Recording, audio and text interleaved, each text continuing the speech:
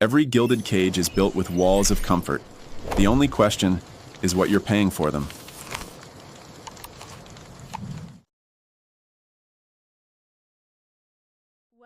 Welcome to the deep dive. We're plunging into concepts that really challenge how we think about things. Yeah, digging deep today. Definitely. So today, we're embarking on a deep dive into an idea that sounds, well, it sounds paradoxical, doesn't it? $1,000,000 slavery. Strong term. It is. It's not literal slavery, obviously, but it's this powerful, maybe unsettling metaphor. We're exploring the idea that even people at the absolute pinnacle of success, immense wealth, huge influence. The ones who seem to have it all. Exactly. Even they can find their financial freedom, their intellectual freedom, surprisingly elusive. Like they're caught in these subtle systemic constraints, things working just out of sight in modern society. And it's important, like you said, this isn't about pointing fingers at, specific famous people as villains or something. Oh, not at all. It's more about looking at the underlying, let's call them architectures of control, how they work in society today.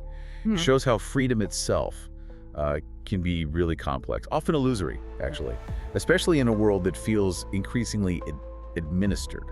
We're going to look at how even those folks who appear totally free can be subtly bound by forces they maybe didn't see coming or can't easily shake off. Okay, so to really get into this, we've pulled insights from a really fascinating, pretty varied stack of sources for this deep dive. Yeah, quite a mix. We've got critical texts like 1984 Parallels, Deep Research Guide, give you that sort of Orwellian lens on modern control, which is chilling, and 9 to 5, Modern Plantation System, which uses that really powerful, kind of provocative metaphor for workplaces today. Right, draws some uncomfortable parallels. It does. We've also got psychological insights from the Sleep Paradox YouTube series, delves into some hard truths about human behavior, and then there's extensive research into things like elite secrecy, digital manipulation. All the hidden wiring, basically. Pretty much. Our mission here is to extract the most important nuggets of knowledge on how these systems, these pervasive systems of control, actually function.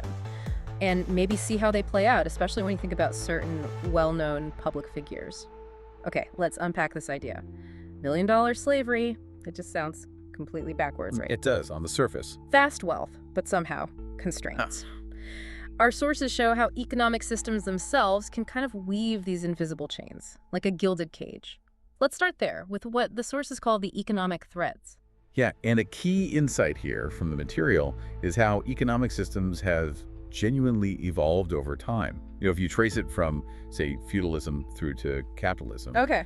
there's this increasing reliance on economic necessity, Okay. on market forces, using those as the primary controls rather than, say, brute force. So less about soldiers, more about your bank balance. In a way, yeah. And what's really striking and maybe more effective is that this often makes these systemic constraints feel, well, natural, or like something you freely chose. Ah, so you don't even realize you're being constrained. Precisely, which could be far more powerful, more insidious than someone standing over you with a whip. You see, that idea echoed really strongly in this concept of wage slavery. It's a term that really makes you stop and think about work, doesn't it? It's meant to. This source, 9 to 5, Modern Plantation System, introduces this powerful idea, plantation logics. Now, obviously not literal plantation. No, very important distinction. But it's about these patterns of social relations, things like control systems, exploitation, surveillance, even resistance that our sources argue kind of persist.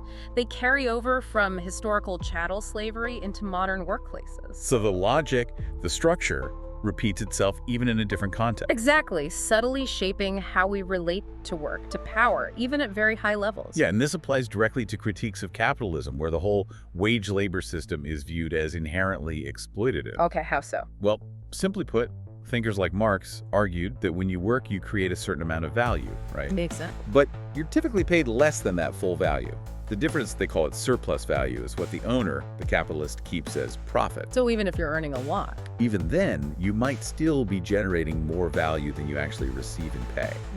And that creates this subtle underlying dependency. The broader concept, wage slavery, suggests that just basic economic necessity forces people, coerces them really, into selling their labor simply to survive. Right.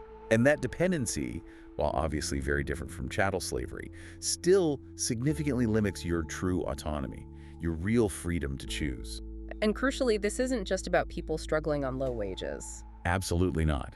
The principles apply right up the ladder to high-earning individuals who find their career paths, maybe their personal choices, dictated by contracts, by investment dependencies, by this complex web of corporate interests. That's a powerful way to frame it. And the sources give some really striking examples of this, don't they? Like the idea of golden handcuffs. Exactly. That ties right into this limited autonomy, limited mobility idea. Historically, you had systems like sharecropping, right? Debt peonage. Those things severely restricted people's ability to move physically, socially, economically. Slashing systems. Totally. Now, in modern society, we have legal freedom, sure. But the sources point out that the typical 9-to-5 structure can still impose really significant constraints. How so? What kind of constraints? Well, they list a whole range. Simple wage dependency, needing that paycheck. Huge debt burdens. Yeah. I mean, think about student loans, mortgages, how much that weighs on people. Yeah, it shapes major life decisions. Totally. Then there's lifestyle inflation, the pressure to keep up appearances, and even structural stuff like job lock. Job lock. Yeah, where you're basically tied to a job because you desperately need the benefits, like health insurance. Makes it incredibly difficult, almost impossible sometimes to leave, even if you want to. Right. So all these factors, as the research points out, can significantly limit an individual's ability to change careers, pursue alternative paths, or negotiate better terms. It really curtails your practical autonomy. And this is the mechanism of golden handcuffs. Yeah. You get these huge financial benefits, big salary bonuses, but they come with strings attached. Restrictive terms, implicit obligations. And for wealthy, famous people. We see it maybe even more clearly. Non-compete clauses that stop them working for rivals if they leave. Incredibly complex contracts dictating almost every move. Or just the intense pressure to protect a personal brand. One that's maybe built on millions of dollars of investment. Yeah, the stakes are enormous. Exactly. It can severely restrict their practical freedom, their ability to genuinely choose their own path, even when they're technically worth millions or billions. And what our sources really highlight is how this isn't just theoretical. It plays out in real lives. It brings to mind figures like, say, Britney Spears. Oh, absolutely. A stark example. Her conservatorship, thankfully it's over now, but it was such a public, almost brutal illustration of someone with enormous wealth, massive influence. Global fame. Having virtually zero personal or financial autonomy. Her career decisions, personal life, finances, everything controlled by others. Despite her earning power, her wealth, in this really horrifying twist, almost became the reason for her lack of freedom. It turned into the most literal kind of gilded cage. This is a chilling example. Or you could think about someone like Kanye West. Okay, how does that fit?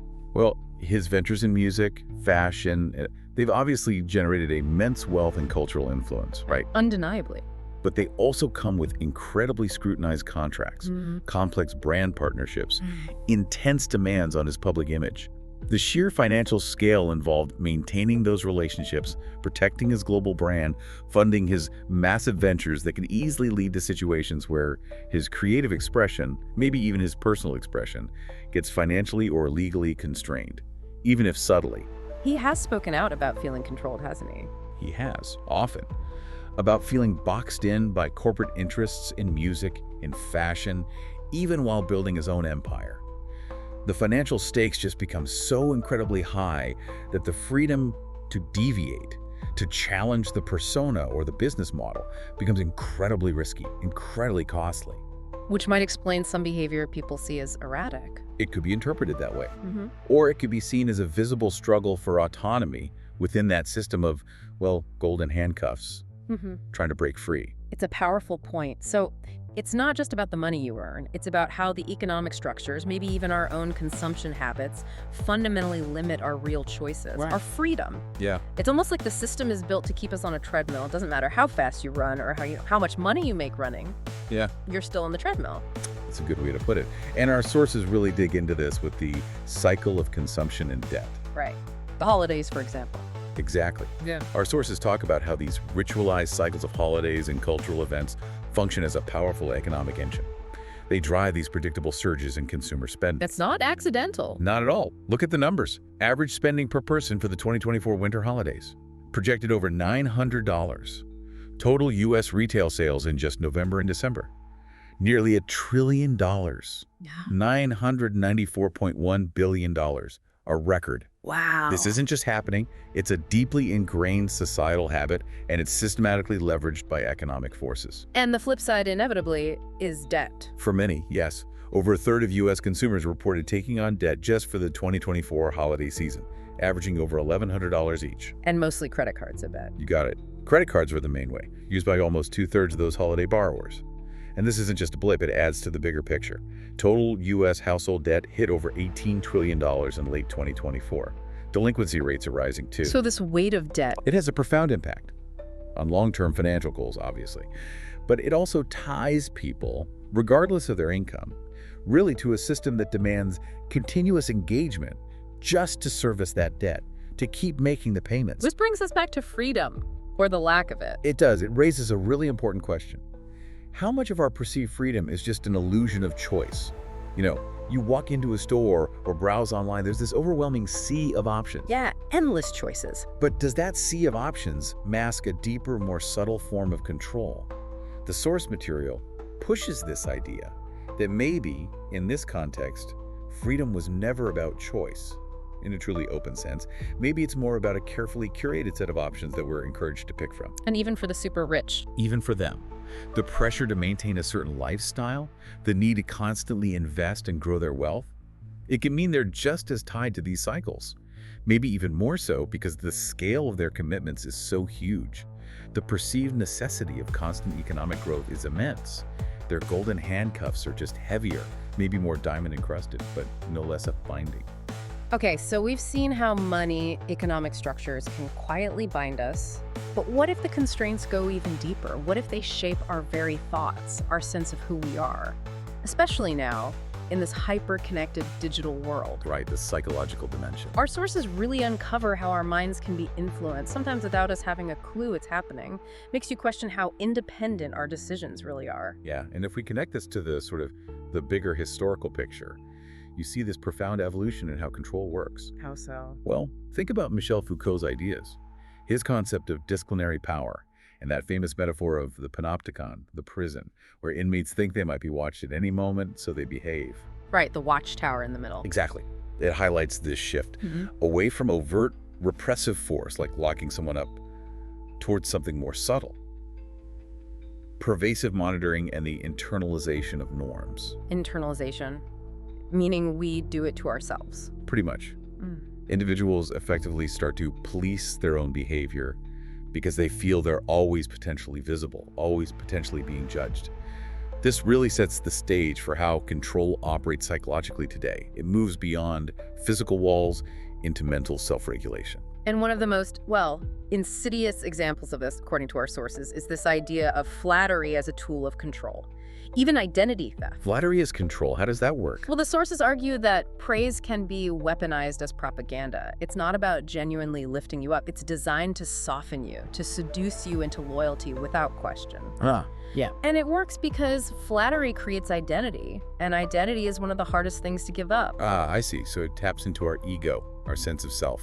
Exactly. Think about advertising. They rarely just sell you a product, do they? They sell an image. They sell the idea that you're sophisticated, successful, admired if you buy their stuff. Right. Buy this car, be this person. Precisely. The real sale is you to yourself. They sell you a flattering image, and then you feel compelled to live up to it, to embody it. Power thrives on praise, the sources say, not truth, not justice. That's quite a statement. It is. And linked to that is how a confident lie is often more persuasive than a hesitant truth. It exploits this psychological shortcut, the confidence heuristic, where we automatically mistake assertiveness for accuracy. Someone sounds sure, so we believe them. Even if they're wrong. Even if they're completely wrong. And this, the sources warn, can lead to a kind of identity theft. You lose your voice without even knowing it because you start internalizing someone else's certainty, someone else's flattering narrative, as your own truth. And for public figures. It's incredibly relevant. Their image is often so meticulously constructed, right? By publicists, brands, the media machine. They're constantly being flattered, constantly having an identity projected onto them. Which must be hard to resist. Immensely. You think about someone like Dave Chappelle.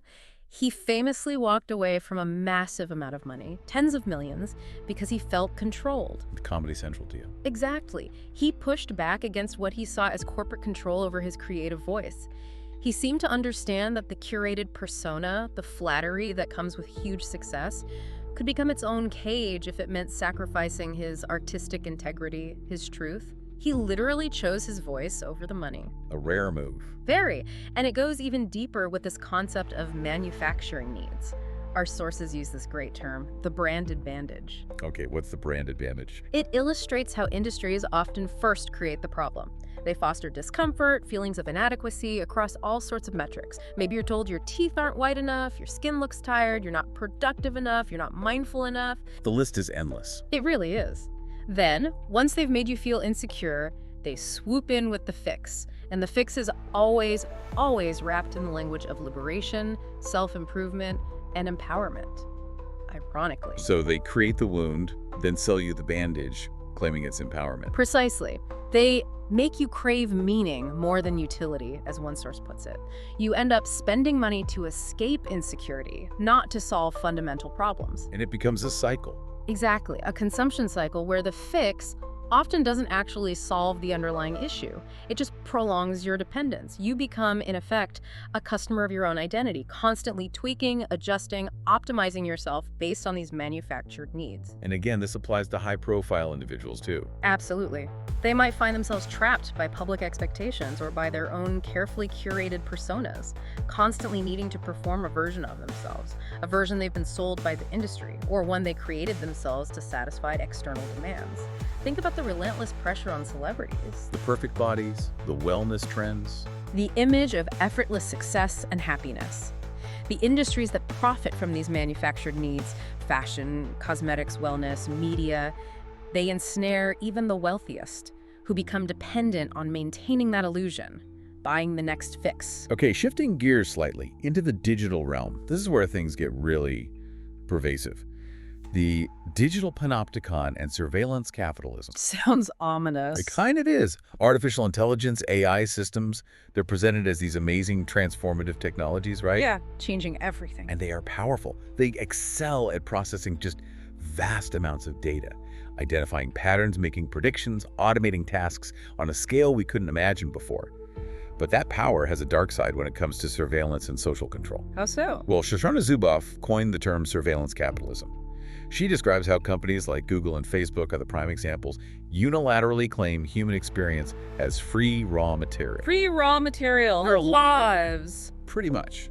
Think about every click, every search, every like, every pause when you're scrolling, all that data we generate just by existing online. Our sources call this behavioral surplus. Okay. And what do I do with it? They collect it, analyze it, and use it to build prediction products. Products designed to forecast and even subtly influence our future actions.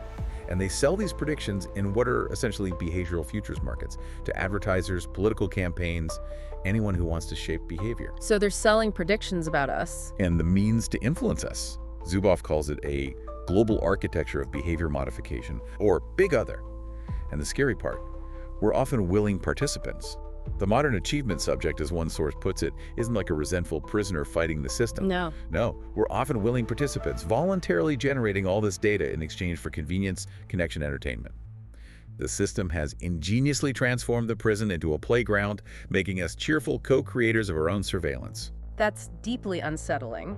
And this directly impacts figures who've challenged this surveillance, doesn't it? Like Edward Snowden or Julian Assange. Absolutely.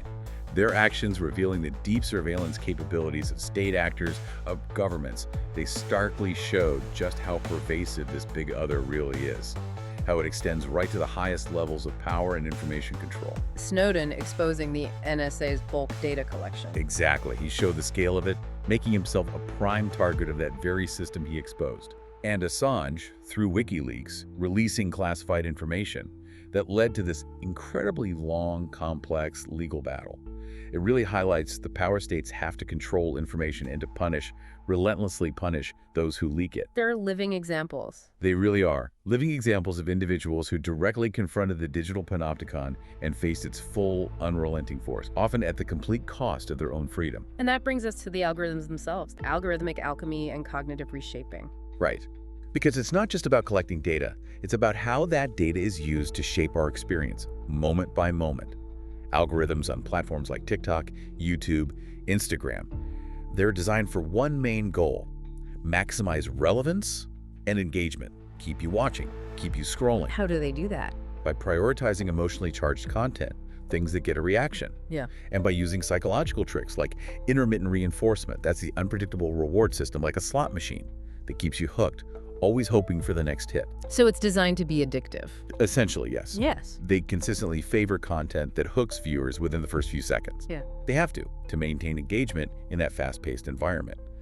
And over time, this constant diet of stimulation, this constant distraction, it can actually start to reshape our baseline cognitive functioning. Ow. It prioritizes quick scanning, instant gratification over deep engagement or sustained critical thought. We get trained to absorb information in tiny, rapid bursts rather than focusing and analyzing. It's a powerful warning from the sources. Critical thinking doesn't thrive in a dopamine loop. It drowns slowly, quietly, without resistance. Chilling, isn't it? Ultimately, as the research warns, the algorithm doesn't love you. It doesn't care about your truth. It doesn't seek your growth. What does it want? It wants your time, your focus, your fatigue. And this pervasive influence hits everyone, including people with huge public platforms. Their perceived influence, their fame, might actually be dictated more by algorithmic reach, by manufactured popularity, than by anything else. So an influencer's success could vanish overnight. If the algorithm changes, yes. Their freedom of expression, their very livelihood, becomes deeply tied to whatever the algorithm decides to reward at that moment. Not necessarily genuine connection or authentic content, but whatever keeps the eyeballs glued. Okay, so if control is this pervasive, shaping our economics, our psychology, our thoughts, what about the actual structures behind it all? The hidden decision makers? Our sources hint at these layers of power operating discreetly, often way out of public view, the unseen architects of our reality. Yeah, and this raises a really important question about what our sources call the hidden architecture of groupthink. Groupthink. Yeah, where everyone is wearing masks, waiting for someone else to go first. You know that feeling? This collective conformity, it's often driven by a really powerful fear. Fear of isolation, fear of social penalty, fear of sticking out. So people stay silent even if they disagree. Exactly. And that creates this invisible but incredibly powerful mechanism of control. Silence just begets more silence. Individuals end up policing themselves, adhering to norms they might not even fully buy into, just to fit in. Okay, let's start drilling down into the structures, the financial architecture of control. This sounds fundamental. It really is. Our sources bring up this fascinating concept they call the law of water. They trace it way back to ancient Phoenician Canaanite merchant bankers. Wow, okay. What's the idea? It suggests that in the world of finance, maybe more than anywhere else, words are swords. Meaning the very language used to describe financial transactions can be subtly manipulated. It can shape understanding, obscure reality, and ultimately maintain control. Clarity, or the deliberate lack of it, becomes a powerful tool for those at the top to keep their advantage. So jargon isn't just confusing, it can be a weapon. That's the argument. And this deep historical context points to how power operates subtly, systemically. Our sources describe, for instance, the Federal Reserve System in the U.S. Now, it has a public mandate, operates under that. Right. But the way new money often enters the economy tends to follow a pattern. It's called the Cantillon effect. Cantillon effect. Yeah, it basically means that new money, when it's created, flows first to those closest to the source. Typically, that's large banks, the government itself, major corporations. They get access to it first, Before anyone else. before it ripples out to the broader population. And that gives those initial recipients a distinct advantage. They can spend it before prices rise due to the increased money supply. It effectively reinforces the financial power structures already at the top before inflation catches up with everybody else down the line. And this isn't exactly new, is it? Concentrated financial power? Not at all. Our sources trace this idea of dynastic financial power through history. From the Medici in Renaissance Italy, who actually managed to reshape church doctrine on lending money at interest, on usury, to basically legitimize their banking empire. Wow. To the Rothschilds, who really pioneered international finance, funded governments across Europe, and then the Rockefellers, building these vast industrial empires. What you see is this clear historical shift towards ever more complex, systemic, and geographically dispersed forms of influence. Financial power translating directly into political and social leverage again and again. And how does that look today? Well, today we see it evolving further. One key aspect is institutional ownership. Think about massive investment firms, Vanguard, BlackRock, State Street. Big three. Exactly. They often hold significant stakes, sometimes well over 15% combined in major companies across critical sectors like technology, finance, media.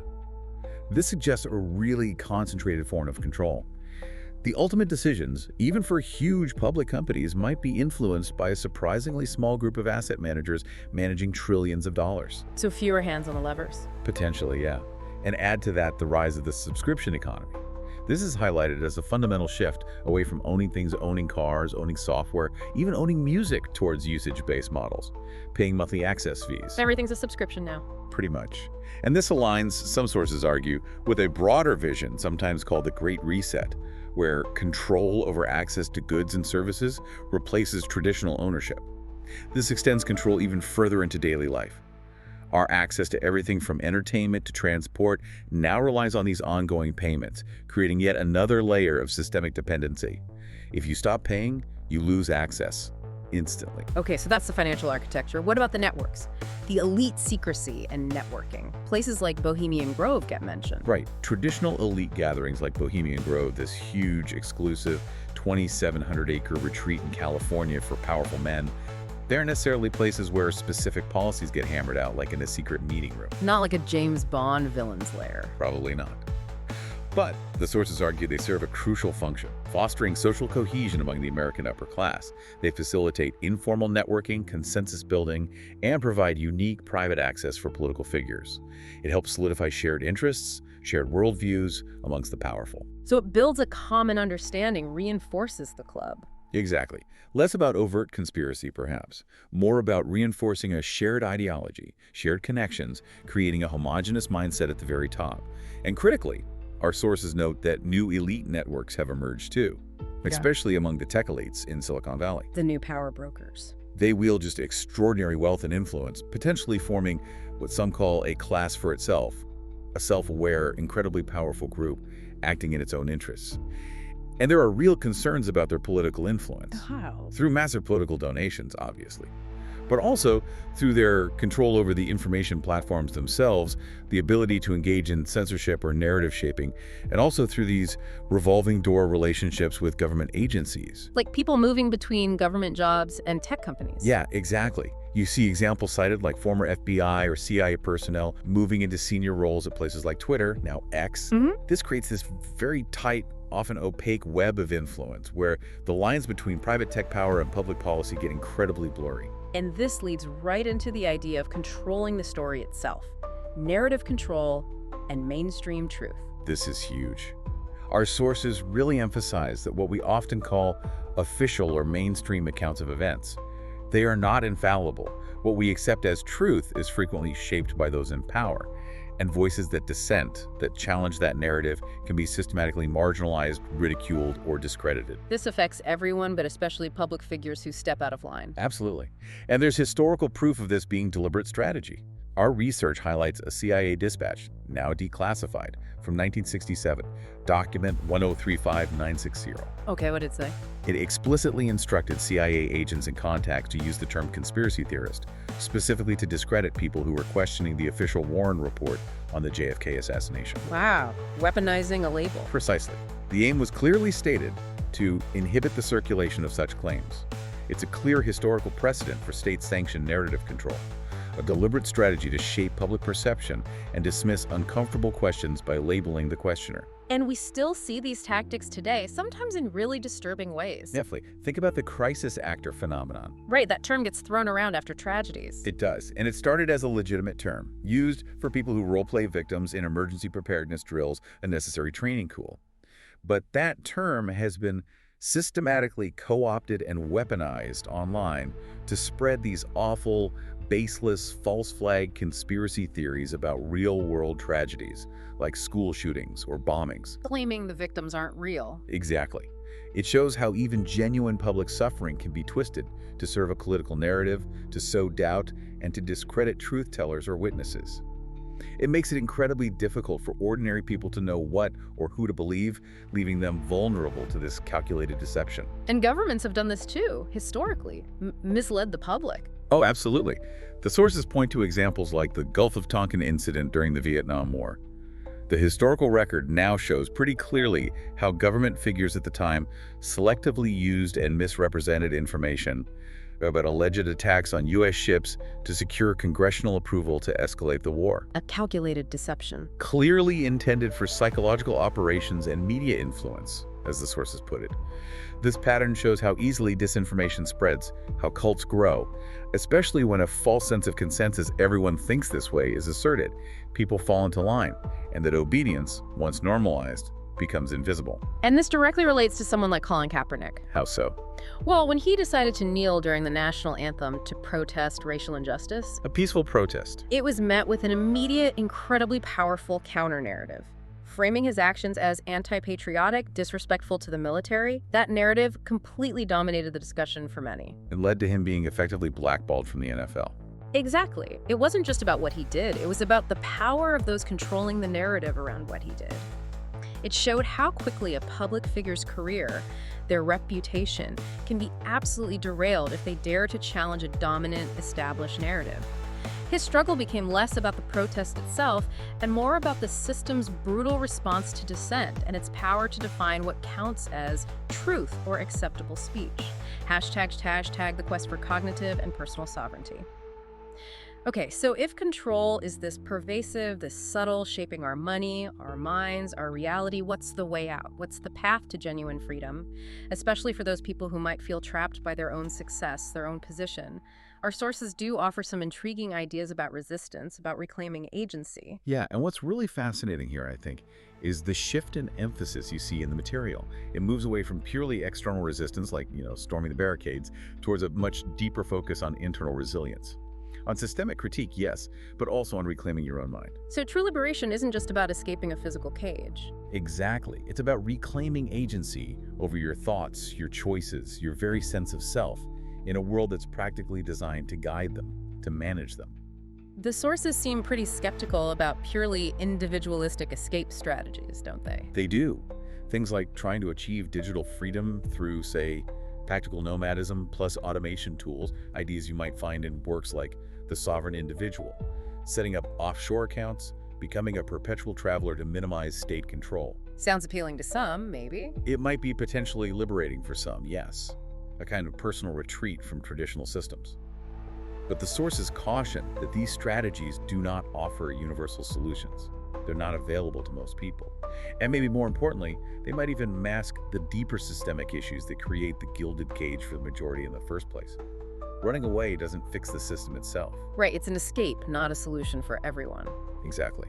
So the sources suggest that true sustainable liberation may lie not in achieving absolute independence or complete rejection of societal structures.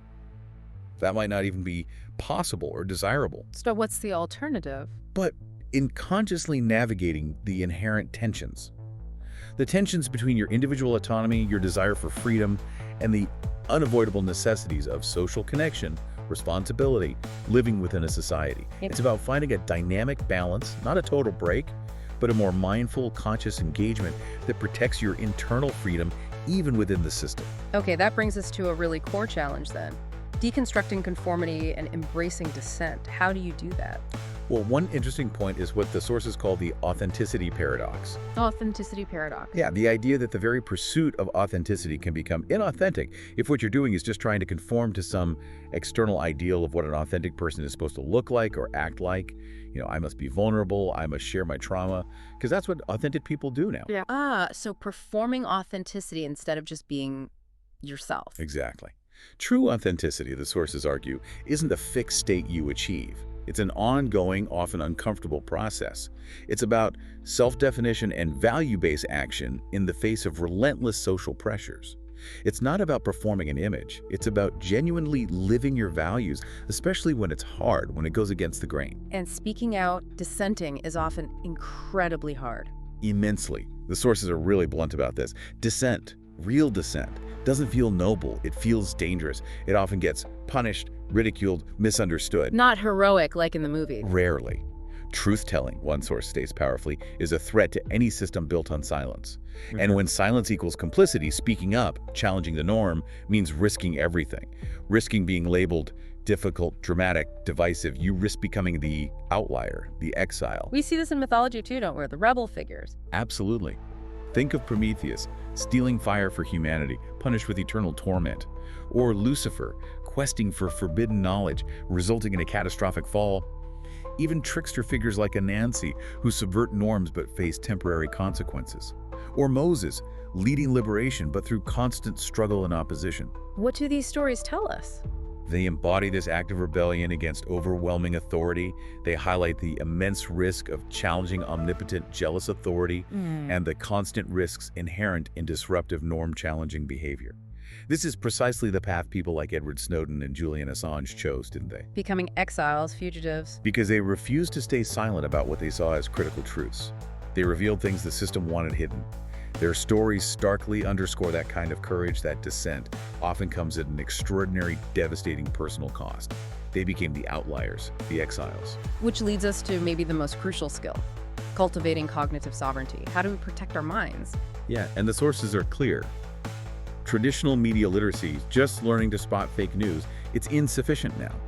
It's not enough for the complexities of our information age. So what do we need? We need to cultivate cognitive sovereignty. That's defined as the ability to maintain mental autonomy in the face of pervasive algorithmic influence. It's about building resilience, becoming the master of your own attention and thought processes. Okay, how do you cultivate that? What are the practical steps? It involves several key practices, according to the research. First, enhance critical thinking, not just surface level, but really digging into underlying assumptions, biases, logical fallacies. Second, emotional awareness, recognizing how platforms and content are designed to trigger specific emotions in you, to manipulate your reactions. Right, noticing when you're being played emotionally. Exactly. Third, developing robust verification habits, actively seeking out multiple sources, cross-referencing claims, not just accepting the first thing you see. And fourth, gaining a deep understanding of how AI shapes our world, recognizing both its incredible capabilities and its inherent limitations and biases. Are there tools or methods? Yeah, practical frameworks like the SIFT method are mentioned as crucial. SIFT stands for stop, pause before sharing or believing, investigate the source, who is behind this information, find better coverage, look for other more reliable sources, and trace claims, quotes, and media back to their original context. It's about shifting from passive consumption to active, discerning engagement with information. Being an active questioner, not just a sponge. Precisely. And finally, the sources suggest going even deeper by applying principles from critical theory. Critical theory, how does that help? It encourages a much deeper analysis. It prompts you to ask fundamental questions about the power structures behind the messages, the economic interests involved, the ideologies embedded within the media, the platforms themselves. It moves you beyond just analyzing the surface content. To understanding the system producing the content. Exactly. It's about asking not just what's being said, but why it's being said now, by whom, and who benefits from you believing it. It's about challenging your own assumptions too.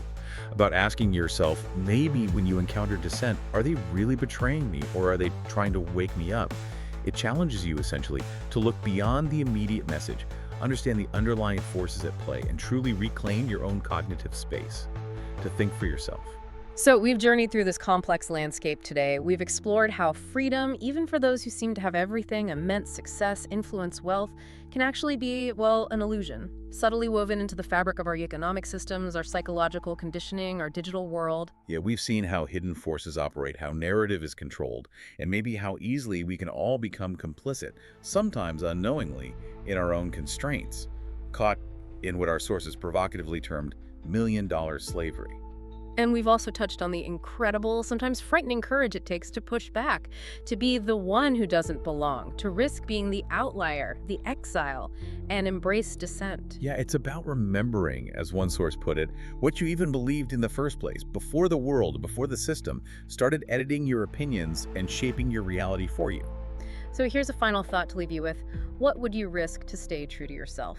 To speak your truth, even if your voice shakes, when the world around you seems to demand your silence, your conformity.